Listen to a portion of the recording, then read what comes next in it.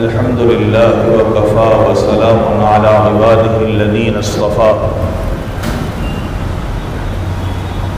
أما بعد فأعوذ بالله من الشيطان الرجيم بسم الله الرحمن الرحيم ومن يعظم شعائر الله فإنها من تقوى القلوب۔ قرآن کریم کا ایک حصہ تلاوت کیا ہے۔ دعا ہے کہ اللہ تبارک و تعالی اس کا صحیح مفہوم بیان کرنے کی اور ہم سب کو اس پر عمل کرنے کی توفیق نصیب فرما دے۔ گزشتہ جمعے بھی اس آیت کے حصے پر بات کی تھی، خلاصتاً دوہرا دیتے ہیں تاکہ اگلی بات سمجھ میں آ جائے۔ پروردگار عالم نے اس روئے زمین کے اوپر انسانیت کو ایک جہد کے اوپر جمع کیا، جس کے لیے اللہ تبارک و تعالی نے سب سے پہلے فرشتوں کے ذریعے سے اس زمین کے اوپر اپنا گھر تعمیر کروایا۔ پھر حضرت آدم علیہ السلام نے اس گھر کو حضرت جبریل کے اشاروں پر تعمیر کیا۔ اس کے بعد حضرت ابراہیم اور حضرت اسماعیل علیہم السلام نے اس کو دوبارہ تعمیر کیا۔ اس تعمیر کے دوران جہاں حضرت آدم علیہ السلام نے بیت اللہ کو تعمیر کیا، رسول کریم صلی اللہ علیہ وسلم کے فرمان کے مطابق بیت المقدس کو بھی حضرت آدم علیہ السلام نے تعمیر کیا۔ گزشتہ جمعے میں نے ایک روایت سنائی تھی، اس میں میری زبان سے ایک لفظ نکلا تھا کہ حضرت آدم نے بیت المقدس کو 40 دن، وہ 40 دن نہیں 40 سال ہے، آج اس کی میں اصلاح کر دیتا ہوں۔ حضرت آدم علیہ السلام نے بیت اللہ کے 40 سال کے بعد بیت المقدس تعمیر کیا۔ یہ بیت المقدس بھی سیدنا ابراہیم علیہ السلام کے دور تک چلا ہے۔ حضرت ابراہیم نے اپنے بھتیجے حضرت لوط علیہ السلام کو اس مقام کے اوپر بسایا جہاں بیت المقدس آج موجود ہے۔ اس کے بعد حضرت یعقوب علیہ السلام نے اس کی طرف توجہ دی، اور اس کے بعد حضرت داؤد علیہ السلام نے اس کی طرف توجہ دی۔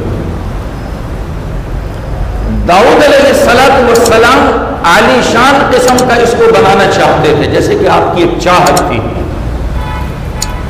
لیکن کتابوں میں لکھا ہے کہ اللہ تعالیٰ نے حضرت داؤد علیہ السلام کو یہ بات واضح کر دی تھی کہ یہ تمنا آپ سے پوری نہیں ہوگی، بلکہ یہ کام ہم آپ کے بیٹے حضرت سلیمان سے لیں گے۔ اور اللہ تعالیٰ نے ایسے ہی کیا، اور حضرت سلیمان علیہ السلام نے جو یہاں تعمیر کی ہے اس کی طرف پارے 22 سورہ سبا کے اندر اشارہ ملتا ہے، جو عام لوگوں میں مشہور ہے کہ یہ تعمیر جنات کے ذریعے سے کروائی تھی۔ بڑی بڑی چٹانیں وہاں کھڑی ہیں، بڑے بڑے پتھر لگے ہیں، جس سے اس تعمیر کے عجیب و غریب ہونے کا اندازہ ہوتا ہے۔ بالکل ایسے ہی ہے۔ اب ایک طرف بیت اللہ ہے اور ایک طرف بیت المقدس ہے۔ حضرت سلیمان علیہ السلام نے جو بیت المقدس بنایا وہ پہلے انبیاء کے بنیادوں پر بنایا، البتہ اضافہ یہ کیا کہ اس کے ارد گرد کچھ تعمیرات کر دی، رہنے کے لیے کچھ محلات بنا دیے، کچھ سرائے بنائے، ایسی چیزیں آپ نے بنا دی، جسے یہود کی کتاب میں پہلی جو یہود کی کتابیں ہیں اس کو ہیکل سلیمانی کہا جاتا ہے، کوئی نئی چیز نہیں ہے، اسی مسجد اقصی کو ہی ہیکل سلیمانی یہ اپنی کتابوں میں کہتے ہیں۔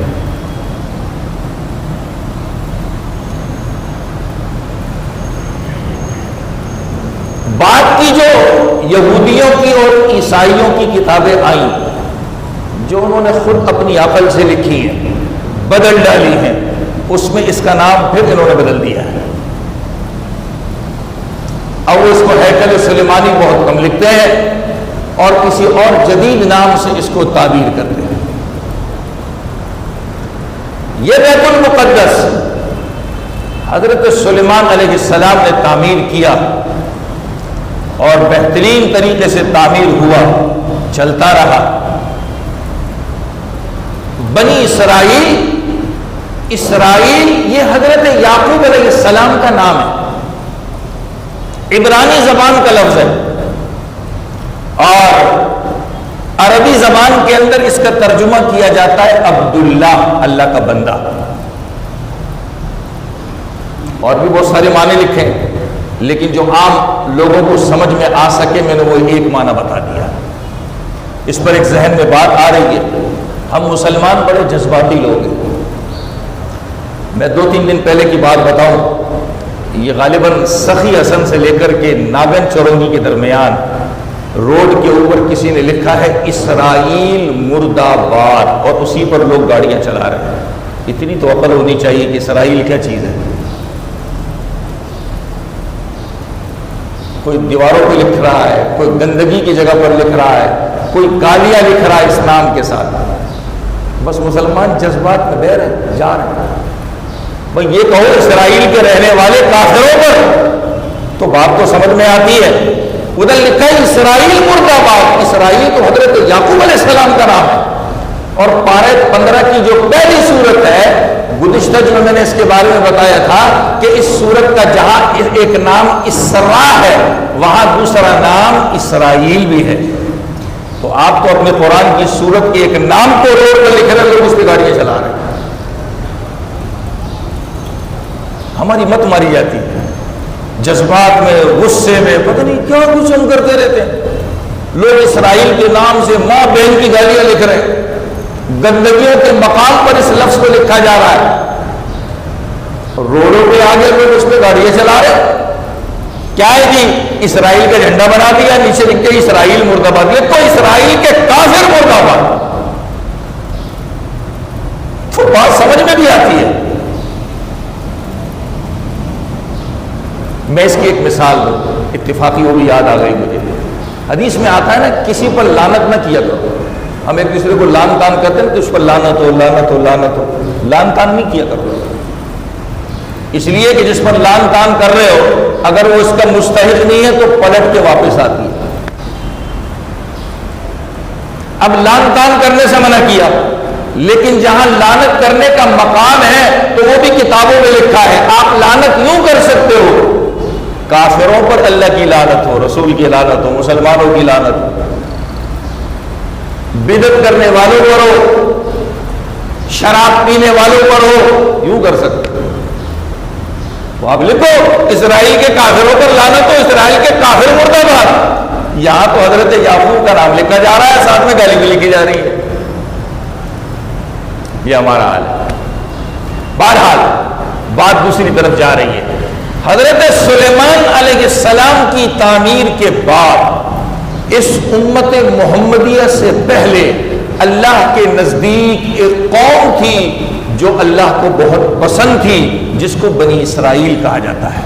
خود ہمارے قرآن میں 3 جگہ ان کا نام ہے، یا بنی اسرائیل، یا بنی اسرائیل، یا بنی اسرائیل۔ خود ہمارے قرآن میں 3 جگہ پر ان کا نام ہے۔ جب اللہ تعالیٰ نے ان کا اتنا اعزاز اور اکرام کیا تو یہ پھولے نہ سمائے، چوڑے ہو گئے۔ ہمارے اردو میں کہتے ہیں نا چوڑے ہو گئے۔ اور چوڑے ہونے کے بعد انہوں نے اس بیت المقدس کا حال کیا کیا، بڑی لمبی تفصیل ہے، میں 2-3 جملوں میں عرض کرنا چاہتا ہوں۔ میں نے گزشتہ جو میں ایک لفظ کہا تھا پہلے وہ اس کے بعد بتاتا ہوں۔ یہ جتنے بھی اللہ کے گھر ہیں، چاہے وہ بیت المقدس ہو، چاہے بیت اللہ ہو، چاہے مسجد نبوی ہو جہاں ہم بیٹھے مسجد میں نماز پڑھ رہے ہیں، ہمارے محلے کی مساجد ہو، یہ اللہ کی نشانیاں ہیں۔ لوگ جب تک ان کی عزت تعظیم کرتے رہتے ہیں تو ان لوگوں کی وقعت اللہ کے یہاں رہتی ہے۔ اور جب لوگ ان مسجدوں کی تعظیم اپنے عمل سے، اپنے گناہوں سے ختم کرتے ہیں تو اللہ اس قوم کو بھی نیست و نابود کر دیتا ہے۔ اور گزشتہ جمعے میں نے اسی بنی اسرائیل کا قصہ سنایا تھا جس کے 1,00,000 نوجوان بخت نصر ظالم بادشاہ اپنے ساتھ قید کر کے لے گیا تھا۔ 1,00,000 نوجوان اپنے ساتھ قید کر کے لے گیا تھا۔ کیوں لے گیا تھا؟ اب سنیے، ان ظالموں نے یہ جو بیت المقدس کی مسجد ہے، اس مسجد کی بڑی بے حرمتی کی۔ میں ایک جملے میں کہوں، اس مسجد کو انہوں نے کوڑا پھینکنے کی جگہ بنا دی۔ کوڑا گند کچرا۔ آج ہمیں دیوار کے پاس ویڈیوز میں روتے ہوئے نظر آتے ہیں، یہ سب دھوکہ ہے، یہ بے ایمان لوگ ہیں۔ یہ مسجد نہ ان کے باپ دادا کی کبھی تھی، نہ ہوئی ہے، نہ انہوں نے کبھی اس کی تعظیم کی ہے، نہ یہ کرتے ہیں۔ یہ ایک دکھلاوا ہے، ڈرامہ ہے سارا۔ اللہ کو پتا تھا یہ کیسی بدبخت قوم ہے، اللہ نے ان کو وہاں پر غلبہ نہیں دیا۔ اللہ تعالیٰ نے ان کو وہاں پر غلبہ نہیں دیا۔ اللہ کو پتا تھا یہ کیسے ظالم جابر قسم کے لوگ ہیں۔ تو یہ بنی اسرائیل جو تھے، مسجد اقصی پر ان کا تسلط ہوا، غلبہ ہوا، مگر انہوں نے اس مسجد کی ایسی بے اکرامی کی، بے حرمتی کی کہ اس مسجد کو کوڑا پھینکنے میں تبدیل کر دیا۔ اس کی مثال حضرت فاروق اعظم رضی اللہ تعالیٰ عنہ کا دور خلافت آتا ہے۔ تاریخ میں یہ بات مشہور ہے کہ بیت المقدس حضرت فاروق اعظم رضی اللہ تعالیٰ عنہ کے دور خلافت میں فتح ہوا ہے۔ بالکل ہوا ہے، بالکل ہوا ہے۔ اور تاریخ میں یہ الفاظ بھی ملتے ہیں کہ حضرت فاروق اعظم رضی اللہ تعالیٰ عنہ نے اس مسجد کی جگہ کو عیسائیوں سے، یہودیوں سے نہیں، صلیبیوں سے، صلیب کی پوجا کرنے والوں سے ایک معاہدے کے تحت وہ جگہ لی تھی جو حضرت سلیمان علیہ السلام نے بنائی تھی، اور اس سے پہلے حضرت داؤد نے، اس سے پہلے حضرت یعقوب نے، اس سے پہلے حضرت ابراہیم اور حضرت لوط نے، اور اس سے پہلے حضرت آدم نے۔ یہ ان کے باپ کی جاگیر نہیں ہے، یہ ان کے باپ کی جاگیر نہیں ہے، یہ نبیوں سے اللہ نے بنوایا ہے اس طرح۔ آج ہمارے مسلمان کہہ رہے ہیں یہ یہودی بالکل ٹھیک لڑ لیں، یہ اپنے باپ کی جاگیر، کس نے اس کو کس کی باپ کی جاگیر لکھ کر دیا ہے؟ اگر ہم کسی چیز کو اس کتاب سے ثابت کرنا چاہیں جس کو آج اسرائیلی روایات کہتے ہیں، اسرائیلی روایات کیا ہے؟ جو ان عیسائیوں نے، یہودیوں نے اپنے عقل سے لکھی اور اس کا نام دے دیا کہ یہ اللہ کی طرف سے اتری ہوئی ہے۔ اس سے بڑا جھوٹا دنیا میں کوئی ہو سکتا ہے؟ اگر اس کتابوں سے اس کو ثابت کرنا ہے تو آپ کرتے رہو، مگر ہم قرآن اور حدیث کے اشاروں سے بتاتے ہیں یہ ان کی جگہ نہیں ہے، یہ ان کی جگہ نہیں ہے۔ یہ اللہ تعالیٰ نے نبیوں کے ذریعے سے اس کو تعمیر کروایا ہے۔ گزشتہ جو میں ایک بات اور بھی عرض کی تھی، آج ہمیں جو سنہری رنگ کا گنبد نظر آتا ہے یہ اصل میں ہے قبۃ الصخرہ، جو عبد الملک بادشاہ نے بنو امیہ کا، اس نے تعمیر کیا تھا۔ کیوں کیا تھا؟ اسی کے نیچے وہ مقام ہے کہ رسول کریم صلی اللہ علیہ وسلم آسمان پر معراج کے لیے اٹھائے گئے۔ یادگار کے طور پہ عبد الملک نے اس کو تعمیر کیا، 12 سال کے اندر اس کو تعمیر کیا، اور اس کے بیٹے ولید بن عبد الملک کے دور کے اندر یہ تعمیر مکمل ہوئی ہے۔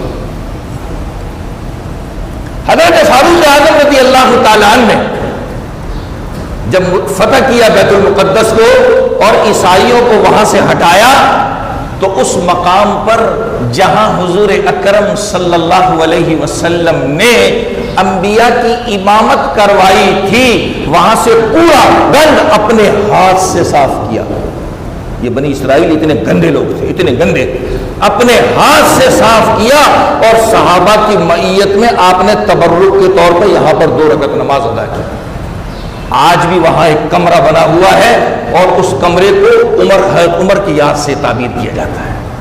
وہ بھی اسی بیت المقدس کے احاطے میں، یہ سنہری گنبد بھی اسی کے احاطے میں ہے، حضرت سلیمان کی تعمیر کردہ عمارتیں وہ بھی اسی میں، اب سب کو بیت المقدس کہتے ہیں۔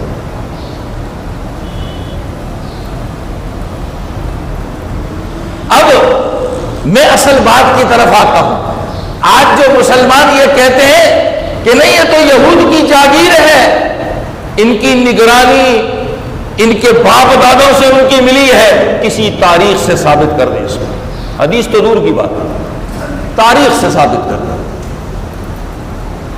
یاد رکھیے یہ تو بنی اسرائیل کا قبلہ بھی نہیں رہا، آدم علیہ السلام سے لے کر جناب محمد الرسول اللہ صلی اللہ علیہ وسلم تک ہر نبی کا قبلہ بیت اللہ رہا ہے، ہر نبی کا قبلہ بیت اللہ رہا ہے۔ یہ جو کتابوں میں ہے کہ یہ یہود کا قبلہ تھا، یہ صلیبیوں کا قبلہ تھا، یہ انہوں نے خود بنایا ہے، اللہ نے نہیں بنایا، یہ ثابت بھی نہیں کر سکتے، یہ ثابت بھی نہیں کر سکتے۔ ہم مسلمان الحمدللہ قرآن کی آیتوں سے، احادیث سے، تاریخ سے اس بات کو ثابت کر سکتے ہیں کہ یہ کسی نبی کا قبلہ نہیں رہا ہے، ہر نبی کا قبلہ بیت اللہ تھا، مسجد الحرام، ہر نبی کا قبلہ یہ رہا ہے، کسی نبی کا قبلہ نہیں رہا یہ۔ ہاں حضور اکرم صلی اللہ علیہ وسلم کے بارے میں آتا ہے، جب حضرت جبریل نے آپ کو نماز کی امامت کروائی، وہ بیت اللہ کے دروازے کے پاس پہلی نماز تھی۔ جو ہمارے بڑے بوڑھے ہیں انہوں نے پہلے دیکھا ہوگا، جو وہاں گئے، بیت اللہ کے دروازے کے دائیں طرف زمین کے اندر ایک براؤن رنگ کا گول پتھر تھا، اب وہ وہاں سے ختم کر دیا گیا، اور وہ بیت اللہ کی دیوار میں جو ٹیپر میں دیوار ہے وہاں لگا دیے گئے نشانی کے طور پہ۔ یہ اس لیے لگائے ہیں کہ حضرت جبریل نے حضور اکرم صلی اللہ علیہ وسلم کو امامت جبریل اس مقام پر کرائی تھی۔ اب جب نمازیں فرض ہوئی اور اللہ کے نبی بیت اللہ کی طرف منہ کر کے نماز پڑھتے تھے تو آپ کو ایک روایت میں آتا ہے یہ حکم ہوا رکن یمانی، حجر اسود سے پہلے والا کونا جو ننگا ہوتا ہے، اس پہ کپڑا نہیں ہوتا، اس کو رکن یمانی کہتے ہیں۔ اللہ کے نبی اس کی طرف کھڑے ہوتے اور بیت اللہ کی دیوار کی طرف آپ کا منہ ہوتا، اسی دیوار کے سامنے بیت المقدس کی سمت ہے، تو ایک وقت میں آپ دو مسجدوں کی طرف منہ کر کے نماز پڑھتے تھے، مگر قبلہ کیا تھا؟ یہی بیت اللہ، یہی بیت اللہ تھا۔ دونوں سمتوں میں آ جائے، چونکہ وہ بھی اللہ کے نبیوں نے بنایا، یہ بیت اللہ بھی اللہ کے نبیوں نے بنایا، یہ روایت میں موجود ہے۔ البدایہ والنہایہ میں حافظ ابن کثیر رحمہ اللہ نے ساری باتیں تفصیل سے لکھی ہے کہ آپ رکن یمانی کے سامنے اس کے قریب کھڑے ہوتے کہ بیت اللہ کی دیوار سامنے اور اسی جہت کے اندر مسجد اقصی وہ بھی پڑتی تھی، تو بیک وقت دو قبلوں کی طرف رخ کر کے آپ کی نماز پڑھتی تھی۔ جب ہجرت کر کے مدینہ تشریف لائے، ہجرت کر کے مدینہ تشریف لائے، ترمذی کی روایت کے مطابق 16 یا 17 مہینے بیت المقدس کی طرف منہ کر کے نماز پڑھنے کا حکم اللہ نے دیا۔ یہ قرآن میں نہیں ہے لیکن احادیث میں ہے، بیت المقدس کی طرف منہ کر کے نماز پڑھنے کا حکم یہ قرآن میں نہیں ہے۔ 16-17 مہینے اللہ کے نبی نے صحابہ کو بیت المقدس کی طرف منہ کر کے نماز پڑھائی اور پڑھی بھی، سب کو حکم یہی تھا، سب کا حکم یہی تھا۔ آج جہاں مدینہ منورہ میں مسجد قبلتین ہے، مسجد قبلتین ہے، یہاں آپ ظہر کی نماز ادا فرما رہے تھے، کسی کی بیمار کرسی کے لیے آپ گئے تھے، یہاں حضرت جبریل بروز منگل کا دن تھا، ظہر کی تیسری رکعت تھی، اس تیسری رکعت کے اندر حضرت جبریل نے نماز کے دوران پیغام دیا کہ اب آپ اپنا رخ بیت اللہ کی طرف کیجیے۔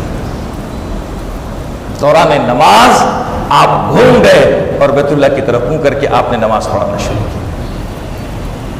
مکمل نماز بیت اللہ کی طرف اس ظہر کے بعد جو عصر کی نماز تھی وہ مسجد نبوی میں ادا کی تھی۔ اور مسجد قبا جو 3-4 کلومیٹر کے فاصلے پر ہے مسجد نبوی سے، وہاں فجر کی نماز میں لوگوں کو پتہ چلا کہ قبلہ تبدیل ہو چکا ہے۔ قرآن میں ہے کہ پروردگار عالم نے اپنے بندے حضرت محمد مصطفیٰ صلی اللہ علیہ وسلم کو مسجد حرام سے چلایا، مسجد اقصی تک پہنچایا۔ اس کو اسراء کہتے ہیں، معراج نہیں کہتے۔ معراج اس کو کہتے ہیں جو مسجد اقصی سے آپ آسمان پر تشریف لے گئے تھے، اور بیت اللہ سے مسجد اقصی تک آنے کو قرآن کی روح سے اسراء کہا جاتا ہے، رات کا چلنا۔ یہ اللہ نے آپ کو چلایا۔ یہ بیت المقدس، اس کے متعلق گزشتہ دن میں نے ایک جملہ کہا تھا، یہود ہو، نصارہ ہو یا مسلمان ہو، تینوں کے تینوں اس کی تعظیم ضرور کرتے ہیں، لیکن مسلمانوں نے جو اس کی تعظیم کی ہے وہ ایسے کی ہے جیسے بیت اللہ کی، کہ یہ ہمارا قبلہ رہا تو بیت المقدس یہ بھی ہمارا قبلہ رہا۔ اس کو انبیاء نے بنایا بیت اللہ کو، تو بیت المقدس کو بھی انبیاء نے بنایا۔ مسلمانوں کے اس کی تعظیم بہت ہے جو یہود و نصارہ کے یہاں نہیں ہے۔ یہ جو آج چیخ رہے ہیں کہ ہمارا حق ہے، ہماری تولید نگرانی ہے، ہمارے باپ دادا کی جاگیر ہے، تو جب تم اس پر قابض بنے تھے ظالم جاگر بن کے، تب تم نے اس کو کوڑے میں تبدیل کر دیا تھا، کچرا پھینکنے کی جگہ میں تبدیل کر دیا تھا۔ میں نے حضرت عمر رضی اللہ عنہ کا قصہ بھی سنایا، تو اب تم لے کے اس کے اندر کون سے 4 چاند لگا دو گے جو مسلمانوں پر ظلم ڈھا رہے ہو۔ البتہ تقریباً 90 سال 492 ہجری سے لے کر 583 ہجری تک یہ صلیبی، جو صلیب کی پوجا کرنے والے، یہ اس مسجد اقصی پہ قابض رہے۔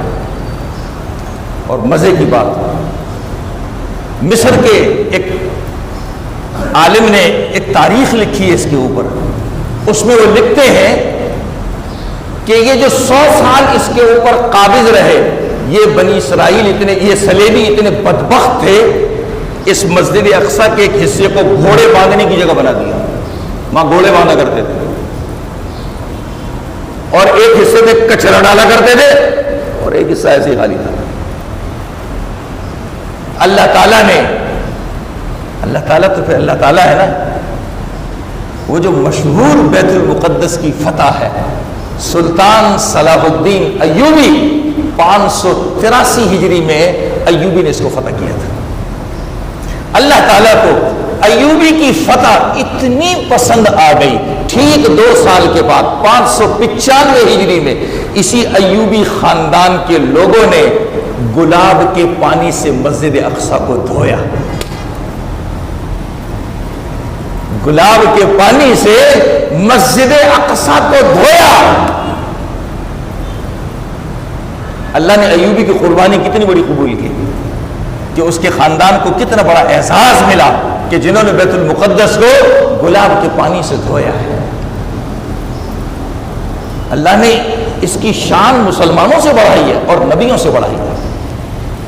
بنی اسرائیل نے اس کی شان میں کچھ نہیں کیا، میں اس پر 2 مرتبہ سنا چکا ہوں، آج بھی اور پہلے بھی، انہوں نے اس کی تعظیم کم کی، اللہ نے بخت نصر کے ذریعے سے ان کو نیست و نابود کر دیا۔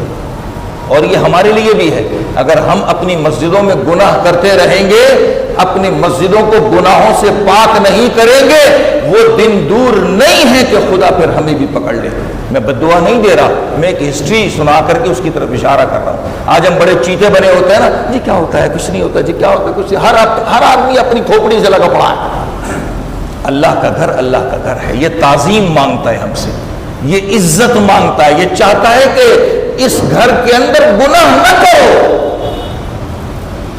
پارہ 18 میں ہے فی بیوت اذن اللہ ان ترفع ویذکر فیہا اسمہ، یہ وہ مقامات ہیں جو اللہ کا نام لیا جاتا ہے، اس کی یاد کی جاتی ہے۔ ہمارے یہاں تو ماشاءاللہ واٹس ایپ، فیس بک، ٹویٹر سب مسجد میں بیٹھ کے کھیلتے ہیں۔ یہ تعظیم ہے، شرم آنی چاہیے، دور مرنا چاہیے۔ اللہ کے گھر کے ساتھ ہم نے یہ کام کیا ہوا ہے۔ ڈوب مرنے کا مقام ہے. تو یہ دن دور نہیں ہے. اگر ہم نے مسجدوں کی تعظیم ختم کر دی اللہ ہمیں بھی پکڑ لے گا. جب پہلی جنگ عظیم ہوتی ہے اس وقت زبردستی یہودیوں کو یہاں کا قابض بنایا جاتا ہے. اس سے پہلے ان کی ہسٹری آپ کو نہیں ملے گی. یہ آج جو کچھ ہو رہا ہے یہ پہلی جنگ عظیم 1912 یا 22 اس کے بعد سے یہ کہانی شروع ہے. 1912 یا 22 اس کے بعد سے یہ کہانی ساری شروع ہے. اس سے پہلے آپ کو یہودی نہیں ملے گا. آج مسلمان یہ کہتا ہے کہ یہ ان کے باپ کی جاگیر ہے, ڈوب مرنے کا مکان ہے. تجھے اپنے اسلام کی تاریخ بھی پتہ نہیں ہے. اور آج مسلمان اسی پیغام میں کہتے ہیں کہ قرآن میں جو ہے مسجد اقصی, اس سے یہ مراد نہیں ہے بلکہ اقصی کا معنی ہوتا ہے دور. تو وہ مکہ سے مدینہ دور جگہ ہے وہ مراد ہے. شرم نہیں آتی, شرم نہیں آتی.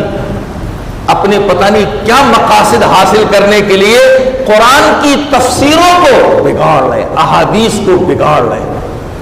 کیا حال ہو گیا مسلمانوں کا. یہ سوشل میڈیا پہ چل رہا ہے. ہمارا مسلمان تو کوئی نئی چیز پڑھتا ہے بڑا متاثر ہو جاتا, ہاں یار یہ آج تک ملا لوگ یہ فلاں لوگ غلط بتاتے آ رہے تو صحیح تو یہ ہے. وہ ہمارا ایمان ہم سے چھین رہا ہے, ہماری تاریخ ہم سے مٹا رہا ہے. ہم اس کو جو ہے ستارے لگا رہے, ستارے امتیاز لگا رہے ہیں. ایسا کچھ نہیں ہے. یہ ہسٹری میں نے اس لیے سنائی, یہ نبیوں کا بنایا ہوا ہے. اللہ نے اس مقام کو حضور اکرم صلی اللہ علیہ وسلم کی معراج سے اور 4 چاند لگا دیے. حضرت فاروق اعظم رضی اللہ تعالیٰ کی فتح سے اور 4 چاند لگ گئے. نبی علیہ الصلوۃ والسلام نے اسی مسجد کے بارے میں فرمایا تھا. ابو داؤد کے اندر روایت موجود ہے, جو مسجد اقصی سے احرام پہنے اور بیت اللہ جا کر عمرہ کرے اللہ اس کے اگلے پچھلے سارے گناہ معاف کر دیں گے اور اس کے لیے جنت کو لازم کر دیں گے. اب مجھے بتائیے یہ تعظیم یہودی نے دی یا اللہ کے نبی نے اسلام میں دی؟ نبی نے فرمایا اگر نیکی کی نیت سے سفر کرنا چاہتے ہو تو صرف 3 جگہ پر کرو. کون سی؟ بیت اللہ, مسجد نبوی اور مسجد اقصی. نیکی کی نیت سے سفر کرنا چاہتے ہو تو 3 مقام پر کرو. نبی نے فرمایا جو آدمی اپنے گھر میں نماز پڑھتا ہے ایک نماز کا ثواب 1 ملتا ہے. محلے کی مسجد میں پڑھتا ہے ایک نماز کا ثواب 25 سے اللہ دیتے. بڑی مسجد میں جا کے پڑھتا ہے ایک نماز کا ثواب 500 سے ملتا ہے. مسجد اقصی میں جا کے نماز پڑھتا ہے 50,000 نمازوں کا ثواب ملتا ہے. یہی 50,000 نمازوں کا ثواب مسجد نبوی کے لیے بھی ہے. تو اللہ کے نبی نے ثواب کے اعتبار سے مسجد نبوی اور مسجد اقصی دونوں کو کیا برابر ٹھہرایا. اور بیت اللہ میں ایک نماز پڑھے تو 1,00,000 نمازوں کا ثواب ملتا ہے. یہ جو میں باتیں آپ کو بتا رہا ہوں یہ فضیلت یہ یہودیوں نے نہیں دی, نہ یہودیوں کے زمانے میں ملی ہے, یہ اسلام میں اللہ کے نبی نے دی ہے. آج جو یہ تاریخ بتائی جا رہی ہے اور ہماری اصل تاریخ مٹائی جا رہی ہے کہ جی ہجرت یہ معراج میں یہ مسجد اقصی نہیں تھی, یہ اصل یہودیوں کی جگہ ہے اور یہ فلانا, یہ سب جھوٹ اور بکواس ہے. اس کو ثابت کوئی نہیں کر سکتا. اس لیے چکنے ہو جائیے. میں کئی جمعوں سے ایک بات کہتا جا رہا ہوں, ایسے لٹیرے موجود ہیں جو ہمارے دل سے ایمان نکالنے کی کوششیں کر رہے ہیں, اس میں لگے ہوئے ہیں. یہ اسی کی ایک کڑی ہے کہ تاریخ ان کے بلا دو. معراج کا قصہ اس سے ختم ہو جائے گا, نبی کی امامت کرنا یہ بھی ختم ہو جائے گا اور بہت ساری چیزیں اس سے مٹ جائیں گی. باقی اسرائیل اور فلسطین کا کیا معاملہ ہے, کیا نہیں, سیاسی کیا ہے, میں اس کے اوپر بات کرنا نہیں چاہتا. آپ مجھ سے زیادہ خود جانتے ہیں.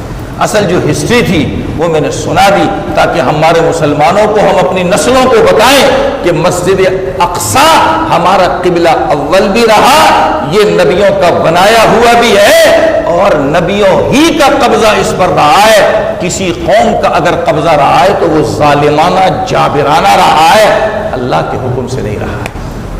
اللہ تعالی ہمیں صحیح سمجھ اور صحیح عمل نصیب فرمائے.